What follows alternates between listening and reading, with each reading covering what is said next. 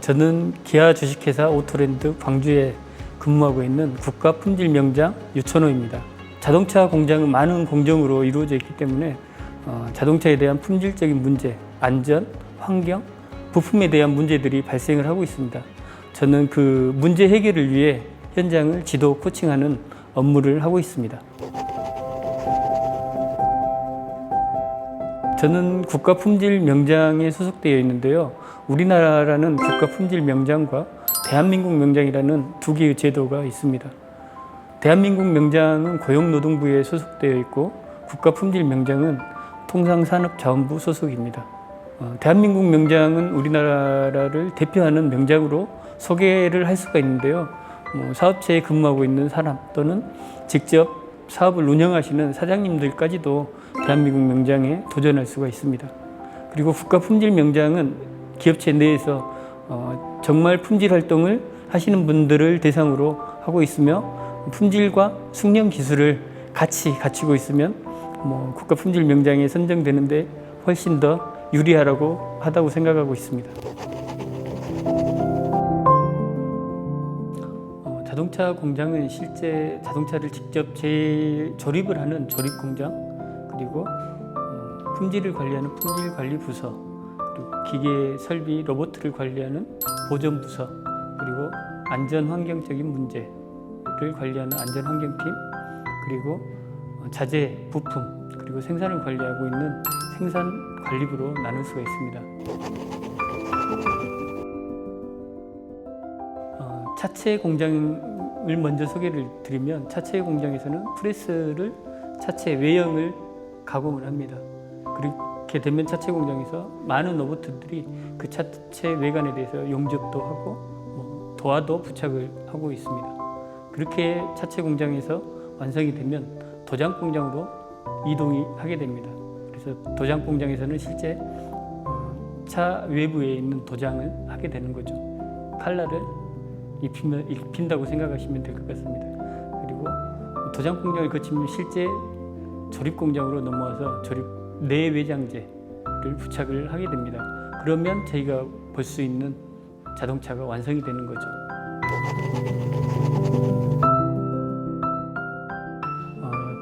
자동차 품질 관리는 내외장에 대한 품질이라든가 성능에 대한 품질, 그것들이 전체적으로 품질을 관리하고 있는데 가장 어려운 부분들이 품질인 것 같아요. 우리가 최근 소비자들이 요구하고 있는 게 외관적인 품질 부분들을 많이 요구를 하고 있기 때문에 그 부분에 대해서 저희가 상당히 많은 고민을 하고 있고 실제 많은 인력들이 거기에 투입이 되고 있는 게 사실입니다. 품질 관리를 하게 돼 있는 부서를 보면 실제적으로 현장에서 자동차 내외부를 검사하는 부분이 있고요. 또 그 부분에 대해서 또 수리를 하는 부분들도 또 나눠져 있습니다. 그리고 실제 데이터 관리가 굉장히 품질에서는 중요한데 그 데이터를 관리하고 있는 부서들이 또 따로 있습니다. 그리고 외부에서 어떤 문제를 대해서 제기하는 부분을 또 응대를 해주는 응대 부서도 또 따로 있고요. 굉장히 많은 부서들이 품질에 속해 있습니다.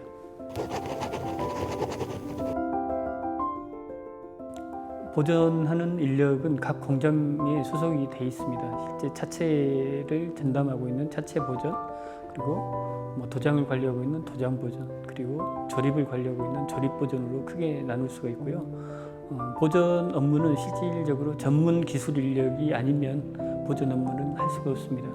기계 분야라든가 전기 분야를 전공하지 않고 또 자격증이 없다면 그 부분은 할 수가 없겠죠. 그래서 저희 회사 같은 경우에는 보존 부분은 또 전문 기술 인력이라고 해가지고 따로 선발하고 있습니다. 자동차 공장 같은 경우는 유해 위험 요소들이 굉장히 많이 있기 때문에 안전에 대한 문제, 또 환경적인 문제까지도 관리를 해야 될 실정입니다. 그렇기 때문에 공장 내에서 발생하고 있는 유해 위험 요소들에 대해서 관리를 하고 있는 안전 부서가 있고요. 또 환경적으로 대기라든가 수질, 오염 부분들에 대해서 환경에 대한 관리를 하는 환경 부서가 또 따로 있습니다. 자재 부서는 실제 외주에서 들어오는 부품들이 공장으로 바로 들어갈 수가 없기 때문에 거기에서 이제 저희 공장에서는 서열이라고 하거든요. 이제 순서에 맞춰서 공장 라인으로 배송을 해줍니다. 그게 틀어지게 된다면 뭐 수출, 내수, 뭐 사양별로 각기 다른 부품들이 있는데 서열 작업이 안 된다면 뭐 이것저것 혼합이 되겠죠. 그래서 자재 부서에서는 거기에 뭐 혼합이 되지 않도록 순서에 맞게 공장 내로 배송을 해주는 업무를 하고 있고, 또 실제 생산 관리라는 것은 어떤 차종이 얼마만큼 타야 되는지 또 순서에 맞게 수출 차량, 또 내수를 하는 차량들로 순서대로 관리를 하고 있는 부서라고 생각하시면 될 것 같습니다. 지금 자동차를 구분한다면 현재 내연기관 차하고 전기자동차, 하이브리드, 수소차로 크게 나눌 수가 있는 것 같아요. 이 나누는 분류가 내연기관 같은 경우는 석유, 휘발유를 가지고 운행을 하다 보니까 환경적인 문제가 굉장히 크게 작용을 하고 있습니다. 그렇지만 하이브리드는 가솔린 엔진을 사용하면서 전기 모터를 또한 사용하고 있기 때문에 반틈 정도의 전기차라고 생각하시면 될 것 같고요. 실제 전기차는 모터를 가지고 운전을 하고 있고, 그리고 수소 연료 전지차는 수소를 활용해서 운행이 되고 있기 때문에 정말 친환경차라고 할 수 있을 것 같습니다.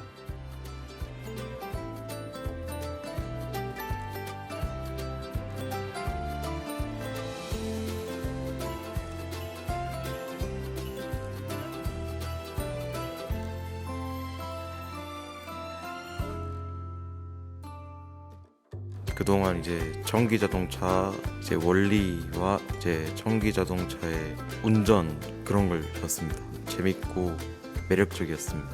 이 프로그램을 하기 전에는 그냥 자동차가 뭐 운전대 잡고 운전하나 보다 이렇게 생각했었는데, 이 프로그램을 하면서 자동차 운전하는 것도 여러 가지를 배워서 해야겠다는 생각이 들었어요. 저는 나중에 그 사람이 운전대를 직접 안 잡고 혼자 운전하는 자율주행 차를 타고 싶고요. 아마도 미래에는 약간 트랜스포머 같이 좀 그런 쪽으로 가지 않을까 싶습니다. 미래 자동차는 크게 지금 생각을 해보면 그린카하고 스마트카로 분류를 할 수 있을 것 같아요.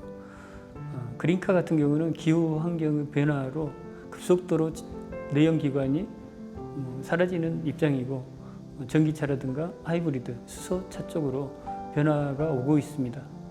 내연기관에서 품어져 나오는 매연이 가장 큰 주범이라고 생각을 하고 있기 때문에 환경적인 문제가 계속적으로 이 상황이 된다면 내연기관은 짧은 시간 내에 단종이 되지 않을까, 이제 그렇게 내다볼 수가 있고요. 우리가 스마트 자동차를 많이 이야기하는데, 스마트 자동차는 자동차와 인공지능, 정보통신 분야가 융합이 돼서 발전해 나가고 있다고 생각을 합니다. 그렇기 때문에 과학기술이 발전을 한다면 스마트화는 계속적으로 발전해가는 분야가 아닌가, 그렇게 생각을 하고 있고요.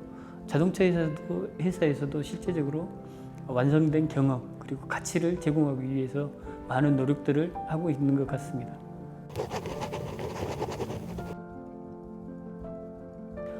지금 미래 자동차 분야에서는 프로그램, 그리고 로봇, 자율주행에 대해서 지금 가르치고 있는데, 이번 과정을 통해서 학생들이 가장 중요하게 생각하는 게 설비 프로그램, 그리고 로봇에 대한 것, 자율주행에 대한 그 내용들이 조금 더 자세하게 배울 수 있는 기회인 것 같습니다. 실제 많은 학생들이 자동차에 대해서 관심을 갖고 또 상당히 높은 지식들이 있기 때문에 앞으로 미래 자동차 분야가 밝지 않나, 그렇게 생각을 하고 있습니다. 일단은 조립부서가 사람이 가장 많기 때문에 조립에 대한 영역이 조금 더 확장성이 있는데요. 품질이라든가 보전 쪽에 저는 가장 많은 취업이 이루어지기를 바라고 있습니다. 실제 숙련 기술을 요구하고 있는 분야가 그런 분야이기 때문에 단순한 조립보다는 조금 더 향상된 기술력을 가지고 우리가 자동차를 배우는 게 좋지 않을까 그런 생각을 하고 있습니다.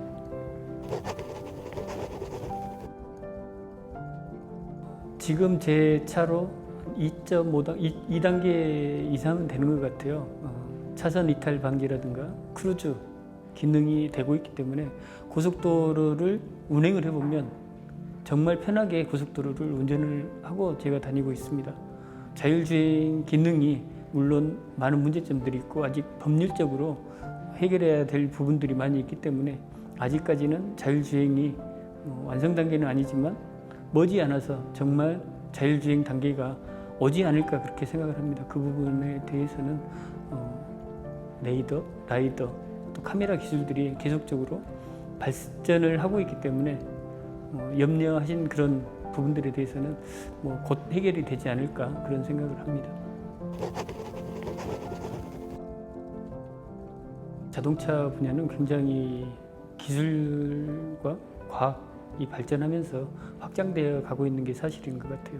전기 자동차를 비롯해서 자율주행차, 그리고 커넥티드카, 그리고 모빌리티 등으로 확장되고 있기 때문에 자동차 영역은 무궁무진할 것 같아요. 그리고 지금 현재 플라잉카라고 서울 삼성동에서 인천공항까지 20분에 갈 수 있는 플라잉카가 운영이 되고 있습니다. 그렇기 때문에 자동차 분야가 땅을 굴러다닌다고 생각하면 안 될 것 같고 하늘을 나는 분야까지 다양하게 운행이 되고 있기 때문에 가장 중요한 부분들이 외적 디자인이라든가 품질 부분도 있지만 소프트웨어, 어떤 기술력, 소프트웨어 기술을 갖고 있느냐에 따라서 그 회사가 개발하는 과정이 달라질 것 같아요. 그래서 우리 학생들에게 조금 더 추천을 해준다면 이런 소프트웨어, 하드웨어보다는 소프트웨어 분야에 조금 더 관심을 갖는 게 좋지 않을까 그렇게 좀 생각을 합니다. 저는 매일같이 새벽 4시에 기상을 해서 학습과 함께 하루 일과를 시작합니다. 그리고 가장 먼저 공장에 출근해서 공장 이곳저곳을 둘러보고 이상 유무를 살피고 있거든요. 가장 중요한 게 성실한 자세로 근무하는 게 가장 중요하고 또 한편으로는 끝없는 자기 개발이 중요하다고 생각을 하고 있습니다. 셀러던트라는 말을 많이 요즘 사용하고 있습니다. 직장을 다니면서도 공부하는 사람들이 그만큼 늘어나기 때문에 우리 청소년들도 마찬가지로 학교를 졸업했다 해서 그게 끝이 아닌 것 같아요. 계속적으로 자기 개발을 하고 뭔가를 이루기 위해서 목표를 세우고 그 목표를 향해서 끊임없이 나가야 된다고 저는 생각을 합니다. 제가 처음 강의 교육을 시작할 때 학생들에게 이런 이야기를 했었거든요.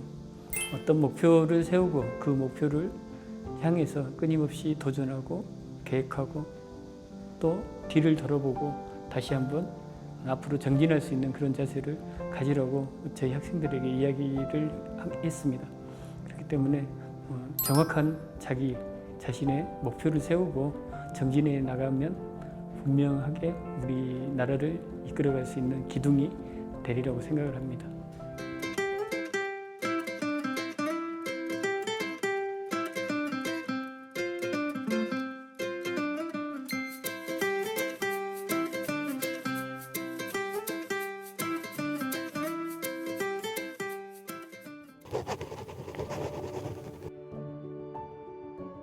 실제 저희 회사의 생산직 사원들을 보면 입사를 하면 그걸로 끝이라고 생각하는 사람들이 많습니다.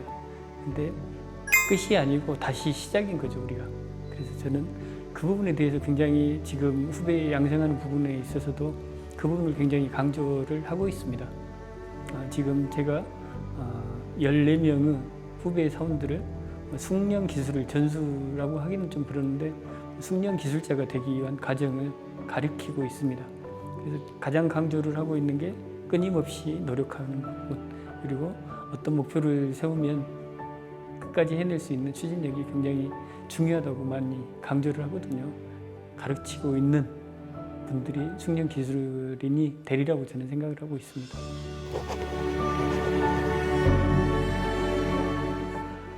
저의 좌우명은 성실한 생활인이 되자입니다.